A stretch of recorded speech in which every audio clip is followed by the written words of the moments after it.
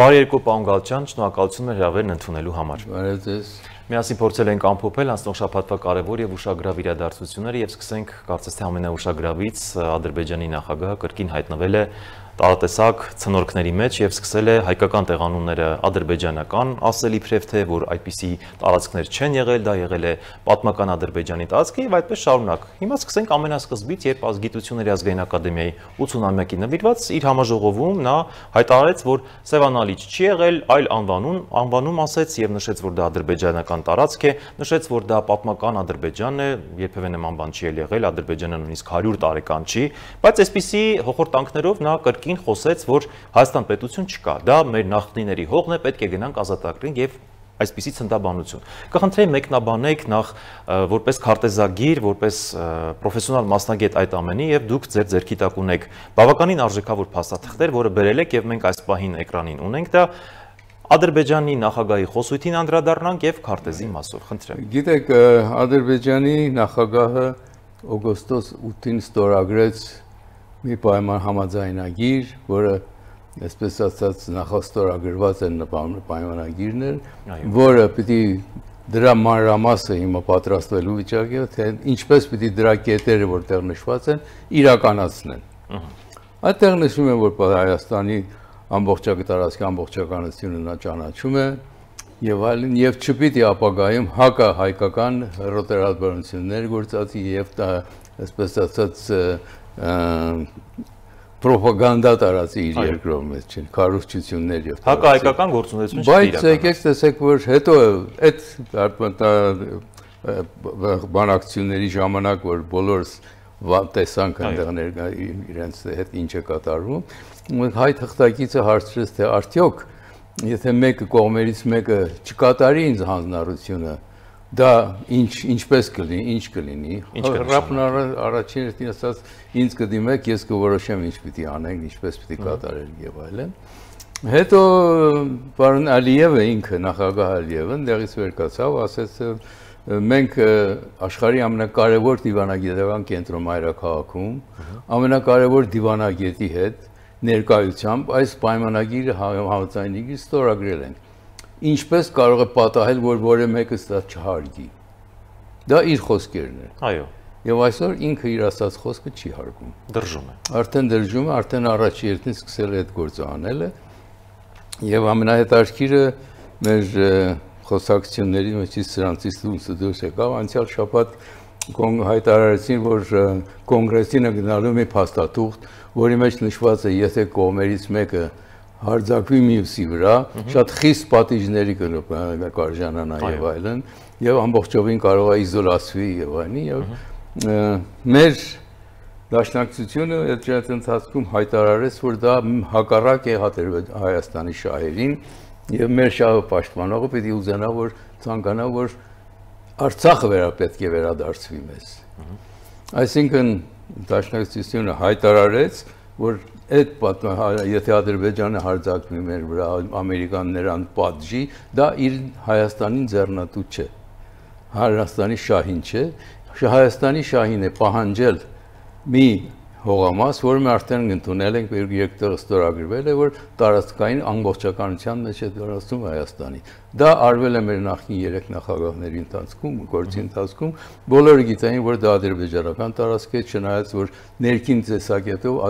արցախցիները իրենց անկախությունն էին հայտարարել ըստ խորհրդային օրենքների, բայց դա ոչ ոք չընդունեց, այսպես ասած։ Հիմա դրան հետևելով տեսնում եք, որ Ալիևը այդ գործն անում է։ Հիմա վերադառնանք այդ առաջի երթին տեղը խոսենք այս վերջի հայտարարությունը այդ Սևանալիչի անվան մասին։ Գիտեք ինչ է, Հարավային Կովկասը 1600-ական թվականներից մեջտեղից մինչև 1828 թիվը Պարսկաստանի գերիշխանության ներքո էր։ Այսինքն պարսիկներն են վերահսկում պարսկական ժողովուրդներ, ատրպատականի պարսիկ ժողովուրդը, որոնք ժամանակ մինչև 16-րդ դար խոսում էին փահլևերեն դիալեկտով, հետո իրենց լեզուն աստիճանաբար փոխվեց իշխողների լեզվին, որը թուրքերենն էր։ Բայց ոչ ադրբեջաներեն եւ ոչ ադրբեջան, չկար նման պետություն։ Ադրբեջաներեն լեզուն կար, որը այժմ համարյա չի գործածվում, կորած լեզու է, իսկ Ադրբեջանի խոսող այստեղ ներկան Ադրբեջանում խոսվող լեզուն դա ադրբեջաներեն չի, պարզապես ադրբեջանական թուրքերեն է։ Թուրքերեն է պարզ։ Նույնիսկ իրենց լեզուն չէ։ Դա իրենց լեզուն չէ։ Գիտեք, թողեք չէ կողմնակի գնանք այստեղ։ Ալիևը պնդում է, որ իրենց երկիրը 3000 անկախության պատմություն ունի, անկախ երկիր է եղել։ Ես մեկ հարց եմ կարող տալ պարոն Ալիևին, ինչպես է որ 3000 տարի գոյություն ունեցող երկիր իր գիրը չունենա, գրավոր լեզու չունենա։ Գիտեք, մինչև 19-րդ դարի վերջերը Ադրբեջանում, Ադրբեջանի Հանրապետության տարածքում, ուր ապրում էին թաթարներ, քուրդեր եւ այլն, այսօրվա ադրբեջանցիները, բոլորի գրական լեզուն պարսկերենն էր, ոչ թե պարսկատառ թուրքերեն, այլ պարսկերեն։ Առաջին թուրքերեն գրավոր լեզուն հայտնվել է 1800-ի վերջերին։ Այդ 3000 տարվա պատմությունը Դե դա Ալիևի հերթական ցստերն է։ Հերթական իր խոսքը։ Անդրադառնանք Սևանի մասին։ Սևանի մասին։ Ուրեմն այդտեղ ապրում էին այդ տարածքում ապրում էին Պարսկաստանից եկած ադրբեջանցիներ, տեղացի քուրդեր, տեղացի թաթարներ եւ այլն, եւ հայեր։ Հայերը այդ լճի ազգը կոչեն մինչև այդ թվականը ասել են Սևանա լիճ, իսկ եկողներն հետո որ ներսում են Պարսկաստանից Սվանից եկան այդտեղ եւ պարսիկների գերիշխանության ներքո իրենք մուսուլմանները դրան անում էին գոքչա,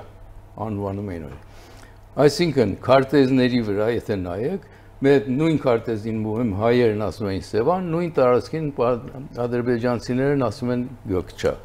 Թուրքերը ժամանակին դեղ թուրքական ազգեր է։ Եթե ցարական Ռուսաստանի քարտեզների վրա նայենք, այս առաջինը ստեղ ես ցույց եմ տալի 1793 թվականի ռուսական ցարական քարտեզը։ Այո։ Տեսեք, Սևանի վրա գրած է գոքչա,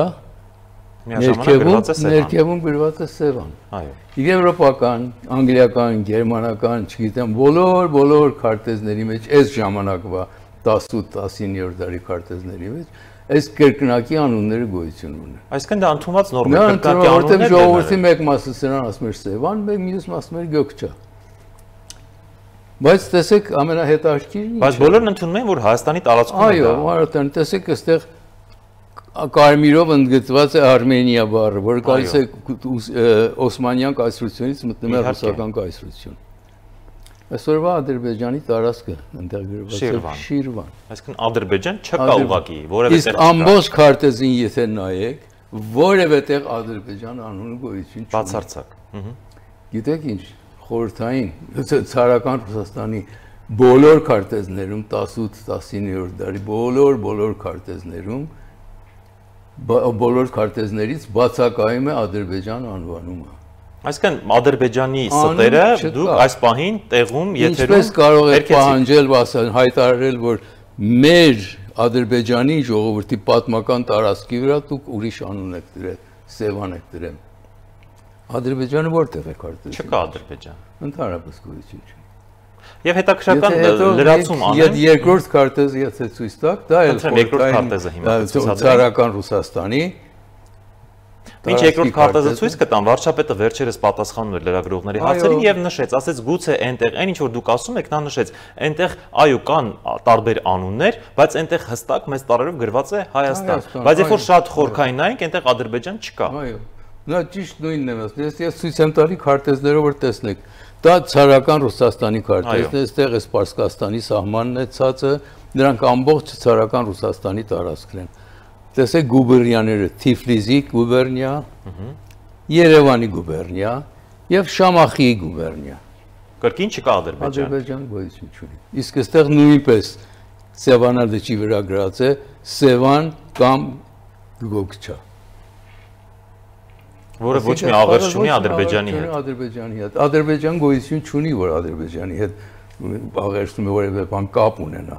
Ադրբեջանի Հանրապետությունը Արաքսից հարավ ստեղծվել է 1918 թվականին։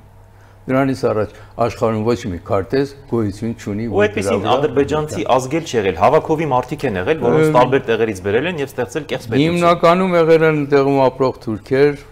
կենտրոնական Ասիայից գաղթած, տեղացի քուրդեր, տեղացի ազգերի այդ ցեղերի որտեղ ըստ Ստրաբոնի մեր թվարկության առաջի դարում գոհատում է որ Աղվանքում Ալբանիայում Կովկասյան Ալբանիայի կոչվում լատինական լեզուներով ապրում են 26 ցեղեր ցեղերն ունեն տարբեր լեզուներ եւ իրարու նույնիսկ չեն հասկանում միայն թե միասնաբար հարկ են մուծում Աղվանքի թագավորին Աղվանք ցեղ գոյություն չունի Աղվանք ժողովուրդ գոյություն չունի այնտեղ 26 ցեղեր են ապրում այսօր էլ Ադրբեջանի տարածքում 12-ից ավել ցեղախմբեր են ապրում ուդիները, ցախուրները, թալիշները, չգիտեմ, ավարները եւ այլն դրանք բոլորը ունեցել են ժամանակին իրենց լեզուն, բայց այսօր արգելված է այդ լեզուն խոսել, բոլորը պետք է խոսեն ադրբեջանի թրքերեն։ Շատ լավ, տեսեք, պարոն Գալստյան, շատ կարևոր մի թեմա եմ ուզում անդրադառնանք, կրկին կվերադառնանք արդեն Թրիփին, բայց մինչ այդ մի հատ կարևոր լրացում։ Ադրբեջանում հակահայկական քարոզչություն է գնում, որ խաղաղության մասին խոսում ենք մենք պատրաստ ենք խաղաղությամբ միասին ապրել, թեպետ շատ դժվար է լինելու, բայց այնտեղ այսպիսի մի բան կա, եթե դու խոսում ես հայերի հետ խաղաղության մասին, պատժում են այնտեղ քաղաքացիներին, այնտեղ դատապարտում են եւ հակահայկական քարոզչությունն է իրականանում։ Այդ դեպքում ո՞նց է լինելու, եթե խաղաղությունը կնքվի, սահմանները բացվեն եւ այլն, սահմանները լավ է որ բացվեն, բայց երբ որ մարդիկ պատրաստ լինեն այդ ամեն ինչը միասին աշխատելու, ինչպես խորհրդային տարիներն էր։ Բայց մենք տեսնում ենք, որ նույնիսկ Արցախը, որքան էլ դուք հիմա ասեցիք, որ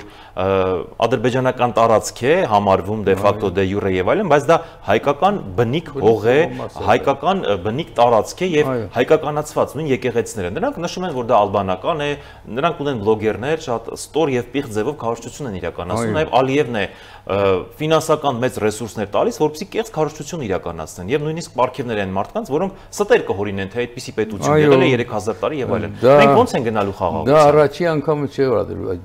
պարոն Ալիևն անում է։ 2005 թվականին նույնպես ակադեմիայում հայտարարեց, որ եթե կարողանա փաստերով գրականությամբ ներկայացնի, որ Կովկասի հարավում հայ չի ապրել մինչև 1828 թիվը, ես նրանց մեծ պարգևներ կտամ։ Հետո 5 տարի հետո պարգևներ տվեց մի քանի հեղինակների, որոնք երևի ես անհետությունները ցույց եղեկացրել։ Դա խնդիր չէ։ Բայց տեսեք, խնդիրն է, որ երբ օգոստոսին Ալիևը ստորագրեց այս պայմանագիրը, համաձայնագիրը, դա իրեն վատ վիճակի մեջ դրեց։ Դա այնտեղ հայտարարում է, որ մենք պետք է վերադառնանք մեր խորհրդային սահմաններին, որը նշված է Ալմատիի հռչակագրում։ Որն է այդ դա նշանակում է, որ ռուսական սովետական զինվորական շտաբի քարտեզները։ Եթե հիշում եք 2010 թվականի 20-ից, երբ որ նոյեմբեր 10-ին ստորագրվեց այդ համաձայնագիրը, մեր կողմանի զորքերը հետ քաշվեցին իրենց սահմանների վրա։ Այդ սովետական սահմաններն էին, որ վարչական սահմաններն էին խորհրդային օրերին, դարձան միջազգային սահմաններ, միջերկրային սահմանները։ Այդ ընթացքում նա ուրեմն, երբ որ սկսեց այդ ընդհանուր վերադարձան, ուրեմն գիտեին իրենց որտեղ։ 6 ամիս հետո, մայիս 2021-ի մայիսից ադրբեջանական ուժերը սկսեցին ներխուժել Հայաստանի Ջերմուկ եւ այլն սկսեց, այո։ Նախքան Ջերմուկը սկիզբը Սևլիչներ ընդեղով սկսեցին ներքին հան Շորժա եւ այլն, հետո էլ Ջերմուկը բոլորը։ Նրանք գիտեին, որ դրանք հայկական սահմաններ, քանք որ իրանք կանգնած էին իրենց սահմաններին 2021-ի մայիսին։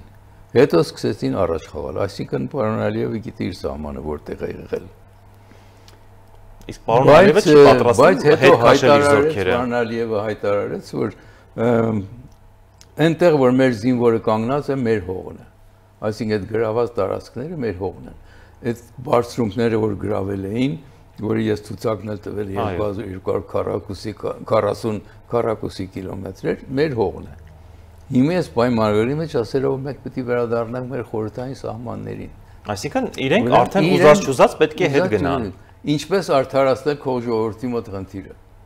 Փորձված աղվեսը ջուխ ոտքով ընկավ թակարդ։ Հիմա այս բանը պետք է տարբեր շեղումներ անենք, որ ասենք այստեղ Ադրբեջան, Հայաստան չի եղել, որտեղ Սևանալը չի անում Գոգչա է, Ադրբեջան է եղել, պատմական Ադրբեջան։ Որ պատմական Ադրբեջանը 100 տարեկան պատմական Ադրբեջանը, թե 2600 տարեկան Հայաստանը։ Շատ լավ, պարոն Գալստյան, նաև անդրադառնանք հա թրիփի ուղուն, դուք ունեք կրկին քարտեզներ, ես կխնդրեի այդ քարտեզները հայտնվեին էկրանին եւ այդ մասով անդրադառնայինք, այս քարտեզի մասին կցանկանայի մեկնաբանություն անեիք, ինչ է սա։ Տեսեք, Ադրբեջանը հրատարակեց վերջերս մի քարտեզ, որ շատ սովորական Պարսկաստանի, այս Պարսկաստանն է ներքևում, այստեղից Նախիջևանն է սկսում, սա Մեղրիի այս մեկտորն է, որ մեր Պարսկաստանից այն կողմել գնում է դեպի Բաքու, այս ճանապարհին, սա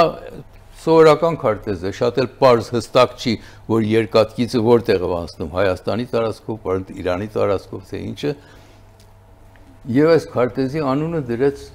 Զանգեզուրի միջանցք։ Ոչ ոք այլ ինչ ասեց, որ դուք ստորագրած ձեր պայմանագրի մեջ Զանգեզուր անունը գոյություն չունի։ Ընդհանրապես։ Պաշտոնապես ինչպես է հրատարակում սա եւ կոչում Զանգեզուրի միջանցք։ Այսինքն ինչ։ Ձեր ասածին դուք հակասում եք։ Արածը ասածին հակասում է։ Ինչպես բոլոր դեպքերում։ Մեր ժողովուրդը, մեր երկրի իշխանությունները եւ ընդդիմությունը պետք է Ալիևին բողոքեին ասեին, որ դուք ձեր պայմանագիր ստորագրած հաստատուղթում այս անունը գոյություն չունի։ Ինչու եք նոր քարտեզ դպում այդ անունը դնեն վրան։ Ինչ է նշանակում դա։ Այսինքն կարող է այս ամբողջապատը ղեկատվությունը այլ իրենց դեմ աշխատել։ Ես իրանց դեմ աշխատում, դա միայն իրանց ներքին խոհանոցի համար է։ Ներքին ժողովրդի համար է, որ ցույց տամ, տեսեք, մենք խաղաղության պայմանագիր ստորագրել ենք, բայց այդ ներքին Զանգեզուրի միջանցքը մենք վերապահել ենք մեզ։ Որ չկա այդպիսի տերմին ոչ մի։ Հիմա այդպիսի բան, տեսեք, հիմա մյուս քարտեզը ավելի պարզ ցույց կտա, թե սահմանը որտեղ է երկաթգիծը, հիմա մյուս քարտեզներ մենք կտեսնենք, այո։ Տեսեք, կարմիրը Հայաստանի սահմանն է, որ այս մասում անցնում է Արաքս գետի վրայով։ Այո։ Սև սպիտակիցը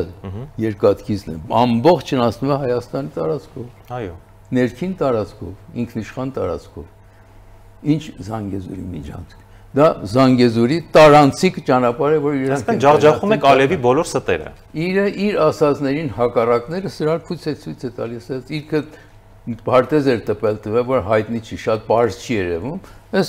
կանադական քարտեզ է, տուրիստական քարտեզ է։ Ցույց է տալի, որ մարզ ինչ որտեղից է անցնում։ Այդ դեպքում միջազգային արենայում, միջազգային հարթակներում եւ գերտերության ղեկավարին չի կարող այսպիսի ստերով նա համոզել իր ներքին լսանին գուցե, բայց այսպիսի ստերով չի կարող։ Ուր է գնում այդ ստերով նա։ Ցավոք սրտի դիվանագիտական լեզվի մեջ այսպես բան չկա, որ դու մեկին ասես դու ճիշտ չես ասում, սուտ ես ասում, պետք է ուրիշ անուղղակի ճանապարհներով խոսել։ Որոնք են այդ ճանապարհները, այդ մասին խոսենք եւ դիվանագետները պետք է ճանապարհ ասելու ձևը գտնեն, բայց այստեղ մենք պետք է ասենք, մենք պաշտոնապես պետք է Ադրբեջանին ասենք, ձեր քարտեզը, ձեր բացատրությունը հակասում են ձեր ստորագրած համաձայնագրին։ Խնդրում եմ ուշադիր եղեք, որ դա չպիտի այդպես լինի, հակասի ձեր ստորագրածին։ Այսինքն մենք ունենք ծանրակշիռ փաստաթղթեր իդեմս այս քարտեզների, որ դուք ստում եք պարզապես, պարոն Ալիև։ Այո, եւ Ալիևը հիմնականում այս գործերն անում է իր ժողովրդի համար, քանի որ այս մանրամասն բացատրությունները, բաները որ տալիս ենք, գոյություն ունի աշխարհի քարտեզների վրա ամեն։ Բայց իր ժողովրդի որ տոկոսն է, որ քարտեզը հասանելի դրան։ Որ տոկոսն է, որ հասկանում է քարտեզը։ Նրանք Ալիևի խոսքը լսում են, ասում են միջանցք Ալիևը կընդունի այս խաղաղության պայմանագիրը եւ սահմանագիծ էլ կդնի, ստե մաքսակոն կդնի, իր անցման կետ կդնի երկու կողմերով, որ կանցնի Հայաստանի տարածքը իր գնացքը, այն կողմից դուրս կգա Հայաստանից կմտնի Նախիջևան, բայց ժողովրդին կասի տեսեք միջանցք են վերցրել։ Կեղտիքի ու ստի վրա կառուցված միջանցք են վերցրել, տեսեք։ պետություն։ Նայած միջանցք բառով ինչ ես ուզում ասել փոխանցել։ Անցյալները Օրբելի համաժողովին ադրբեջանցի այդ մասնագետներից մեկն ասավ ձեր բացատրությունը միջանցք բառի համեմատ մերից տարբեր է։ Այսինքն մենք կարող ենք ուզում ասել, որ մենք ուզում ենք ասել տարանցիկ ճանապարհը միջանցք է, իսկ դուք ասում եք միջանցք անել, բայց դա այդպես չի աշխատում։ Իրենը ձերը լինի այդ հողամասը։ Այսինքն Ադրբեջանը եթե ասում են միջանցք, Ադրբեջանինը պետք է լինի այդ տարածքը։ Այդ ձևով ուզում են խաղալ իրենց ժողովրդի եւ նրանք։ Ցավոք սրտի այս ծուր այդ կիսատ բռատ բացատրությունները Հայաստանում մեծանում են, մեծացնում են, դարձնում են ամեն խնդիր ժողովրդի համար։ Ընդհանրապես այս մանր ճղճիմ սուտերի վրա մենք նույնիսկ չպետք է անդրադառնանք։ չպետք է ոչինչ խոսենք։ Կշիռ չպետք է տանք այս խոսակցություններին։ Պարսիկները շատ գեղեցիկ մի ասացվածք ունեն։ Հենց այլ ասենք ու փակենք, այո։ Ասում են, որ ապուշին պատասխան տալը լռությունն է։ Շնորհակալ եմ շատ հանգամանալից ներկայացնելու համար։